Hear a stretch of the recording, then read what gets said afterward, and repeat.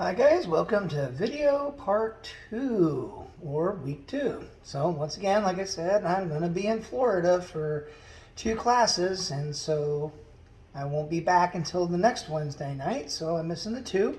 So here's our second one. So this one is kind of based off of the French fried onions we were doing from last week, which was from the green bean casserole, which by the way, this pairs wonderful together with the green bean casserole. Anyway, so this is called crispy onion chicken. I like to call it crispy chicken. The onion part of it, with those French fried onions, I don't call them onions. They're like not even an onion ring per se. They're closer to the potato, the chip in a bag called a funyun that you'll find with the chips in chip aisles. So don't be afraid of French fried onions. I know people that hate onions that don't even call those onions. So anyway, without further ado, we will learn to do crispy onion chicken. So the first thing we're going to want to do is we are going to need to melt some butter. And so I'm going to switch this down to the countertop and we'll get going. So remember guys, as we did before, when it comes down to melting butter, okay? So this is, for the recipe, we're going to melt a half a cup of butter. Half a cup of butter, remember, off of our measurements, is an entire cube. So we're going to make it simpler and we're going to melt a whole cube of butter. Now remember, when we go to melt our butter and we go to put it in a microwave safe cup, remember we're going to want to turn it into pats or small little squares. So we want to make certain we cut our butter into small little squares. Do be careful. A lot of times, if your knife doesn't have the dents in them, they will get stuck. So just be careful when you get them taken off of there. You see, when I do that, I just slightly push it, but I'm still staying away from the edge. Just watch your edge. It won't get you. Push it to the corner, and then pop it off. Remember, we're just going to cut this into tiny little squares. I'll show you about like that. If you have access to one of these knives that has the little dents in it, that's going to be a whole lot easier to use. Here I don't have mine, but later I'll show you more about knives. But for right now, if you got one with dents in it, use that one instead. Remember to wash your hands. Butter's still a dairy, it's still fat. All right, let's put these in, and then we're going to run our microwave in about 10 to 15 second intervals. See how I'm all spaced out. We got to do this because if we get an air pocket in the middle, when we're melting the stick of butter whole, it does have a risk of going pop. I won't say the word exploding, but either way, you will spend too long cleaning out your microwave. So little pats like this. So we're just going to make it until it's melted. We don't want to make it super hot though, because we're going to be putting our fingers into this. We're going to make a little kind of a dip. So we don't want it too melted. So then while we are letting that melt, what I want you guys to do is let's get out our ingredients. So we're going to have, once again, our Worcestershire sauce. We are going to have our ground mustard and our garlic salt. If you guys want to add some pepper to it, there's nothing wrong with that as well.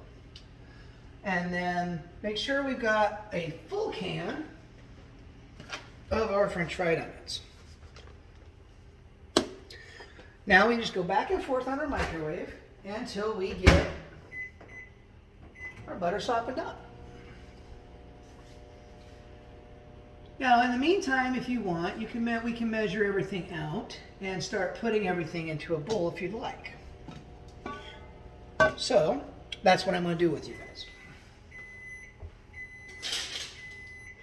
So, we're going to grab our measuring spoons. And first thing we want is just 1 tablespoon of the Worcestershire. 1 tablespoon. Worcestershire. I'm not exactly certain how we want to pronounce it. Make sure you've shaken it. You've got to shake this. It says even on the side of the can, shake well. Worcestershire has some heavy particles in it that like to settle down to the bottom. So you want all that flavor, you got to make sure you've shaken it. Okay. The next thing we want is to get our ground mustard. So we want a teaspoon of the ground mustard. I'm just going to put that nice and leveled off. And we're going to put that in our liquid mix. Now, if you kind of heard in the background, I've got my microwave beeping at me. Nope, a little bit longer, so another 15 seconds for that. For this, I now have the garlic salt, which if you're in a pinch, you can actually take your garlic powder and mix a little salt to it, 50-50. But for this, I just bought one myself. And for our garlic salt, we want 1/2 teaspoon.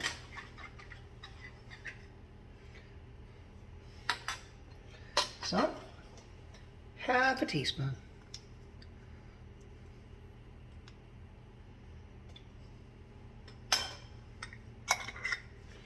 All right. And then if you want to add some pepper or anything else to it, that's fine. I tend not to. And now we're going to check on our butter again. And I'm almost there. So I'm going to do another 15 seconds for me. And then I'm going to add the butter into this and we're going to mix it up. Now, since we kind of have this mix, so now we're going to grab a second bowl. And in our second bowl, we are going to put 1/2 cup of the onions.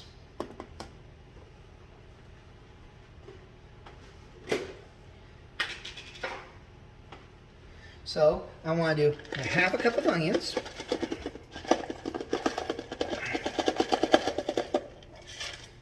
About 1/2 cup, thereabouts. And we're going to pour those into that.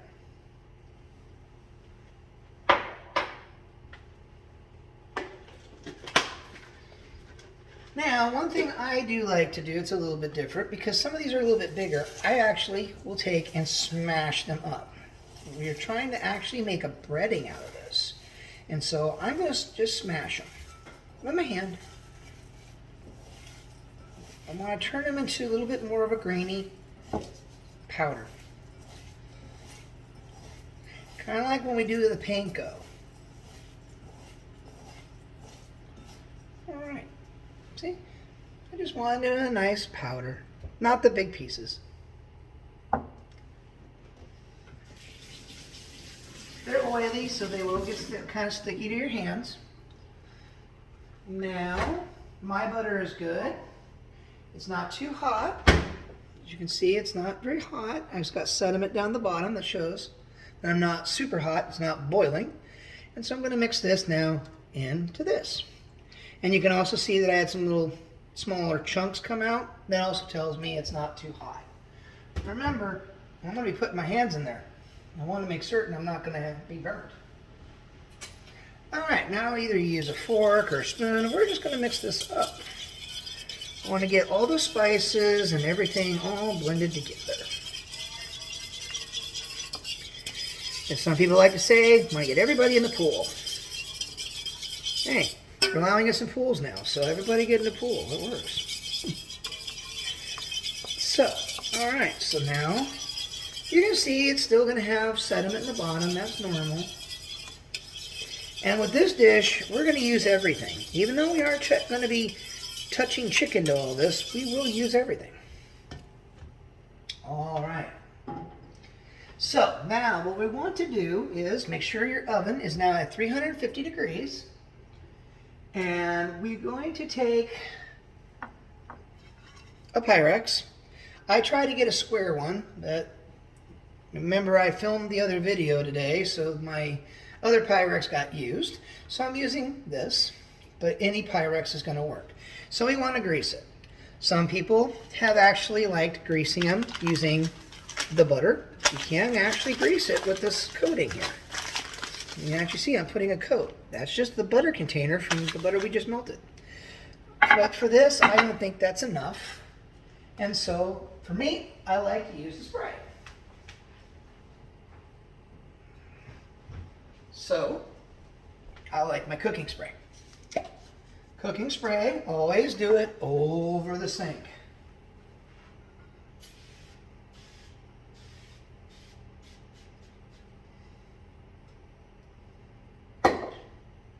And we just make it look white and frothy. Okay, so we have our melted butter and we have those. We've got our dry and our wet. Remember, when we do our dippings and our coating, it's a wet-dry method. So I'm going to set these off to the side. Now we're going to prep our chicken. Now, I'm playing with chicken. I've already played with my mat. I'm going to take out my mat and I'm going to get a new one. Clean, clean, clean, especially with chicken. Okay. For this recipe, you should be able to do 4 normal-sized chicken breasts.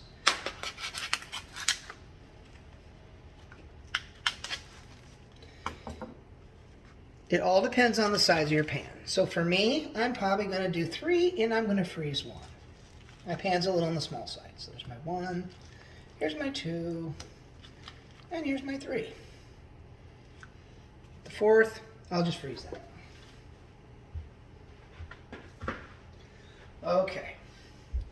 Now, what I want everybody to do is if you have an extra towel, it sounds a little weird that we are going to take and we're going to dry this chicken because it has a brine in it. That's how they keep chicken preserved in the stores, with mixing it in brine. And I'm going to dry it. In that area there, I want to get in there and I want to dry that. I don't need any of that brine. That brine will not make things stick the way we want, and it's not good. So we want to make that nice and dry. Now, do keep in mind this towel is immediately going to go in the dishwasher. Or, sorry, not dishwasher. It will be going into the clothes washing machine. The clothes washer. Pardon me. So, here we go. And we're going to sit here and get into that area of the breast where the bone used to be, and we're going to dry that.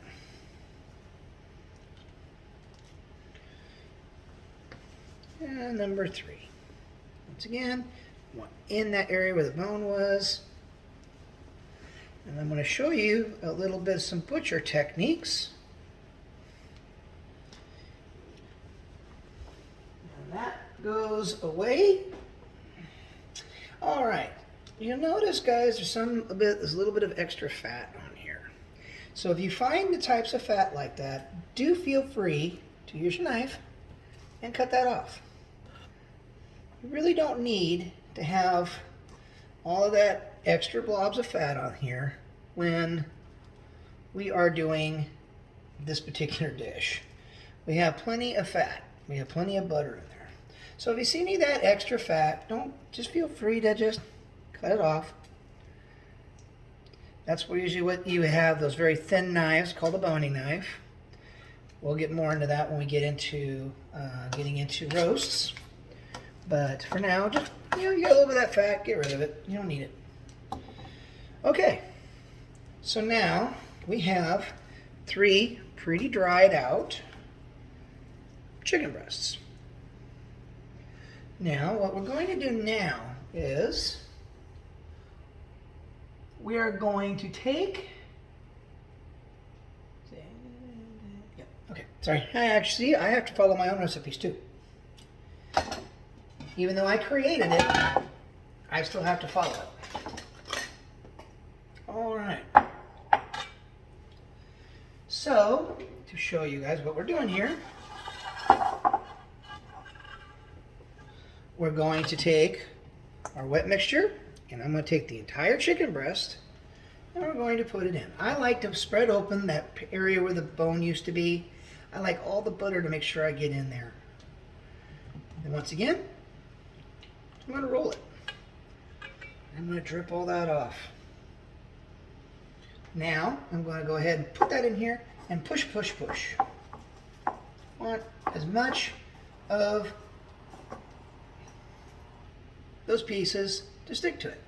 And then we're just going to lay it in our casserole dish. Just like so.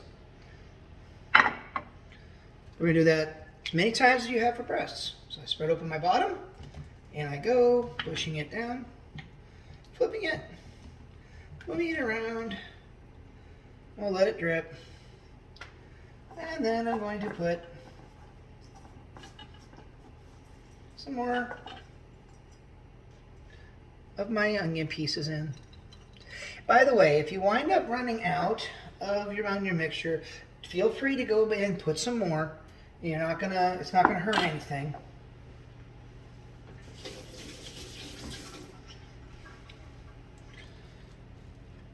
As a matter of fact, for me, I'm gonna add a little bit more. Just to make sure I can get through this last breast. Remember, if you have to add, just smash it up a little bit with your hands. And then put in my number 3. And we're going to get it all nice and buttered up. I'm going to put it in. Since it's my last one, I want to make sure all my little chip bits of onions are all on it. And in we go.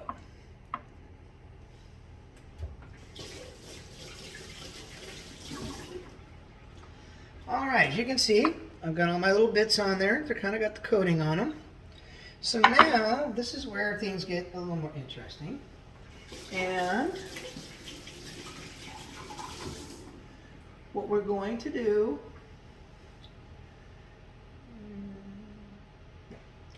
and then so what we're going to do is we start thinking about this right here. Everyone's like, oh, that touched the chicken, that's bad. And that would be. And in many cases, in many recipes, we would throw it out. Just like this can't touch anything else. However, this recipe, we're not going to let anything go to waste. The rest of our butter Worcestershire mix, we are going to take and we are going to pour it all over. We're going to put it all over this. Well, a nice coating on it. I'm going to take a little, I'm going to save a little bit though, okay? And then I'm going to take my onions, which would basically be about half of the container.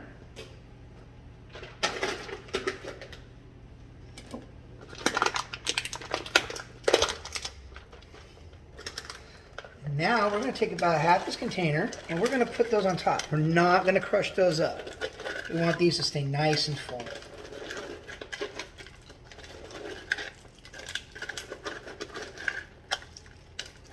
Right here on top, just like that.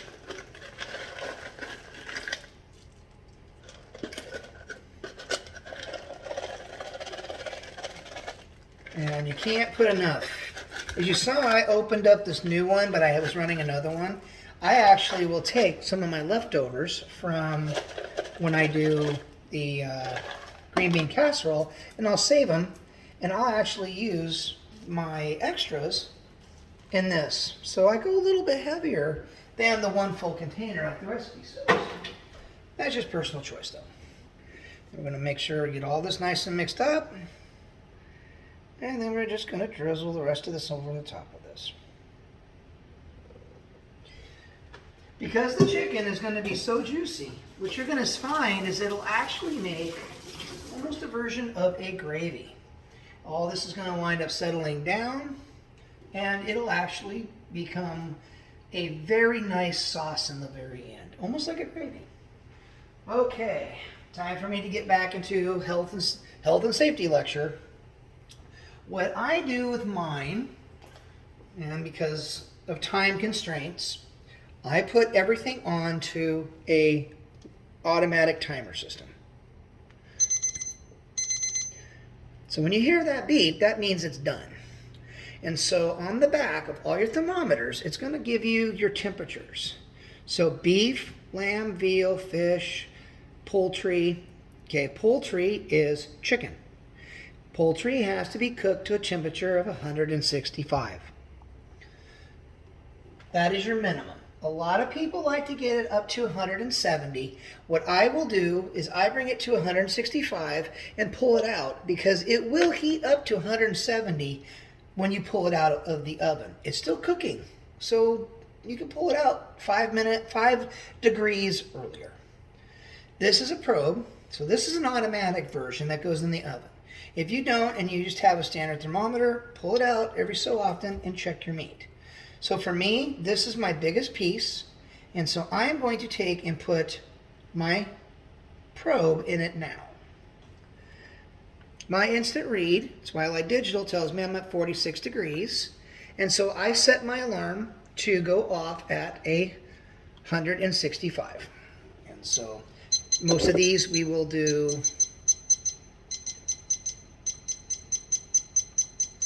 have to do manually. What makes this one nice is because this can actually stay in and go in the oven with this cord. I always recommend these if you can. But if you don't have one, just make sure you do it with a meat thermometer. And those meat thermometers are going to typically look like these.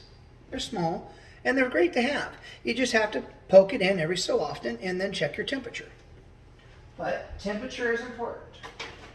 So for this video, guys, you cook it to 165 at 350 degrees in your oven.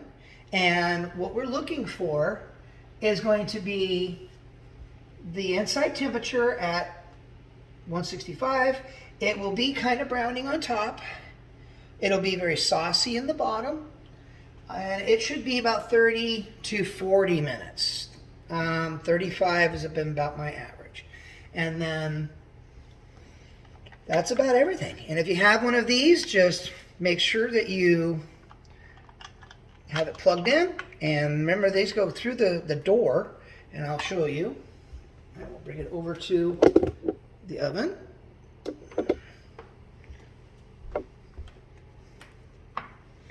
So here's my probe.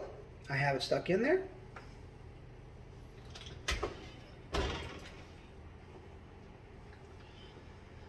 Put this on my center rack.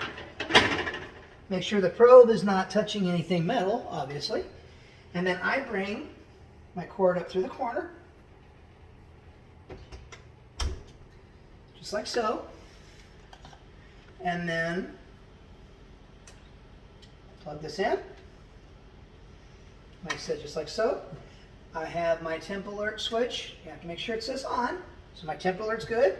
So this will set an alarm at 165 degrees. So I can be doing anything like, for example, editing these videos.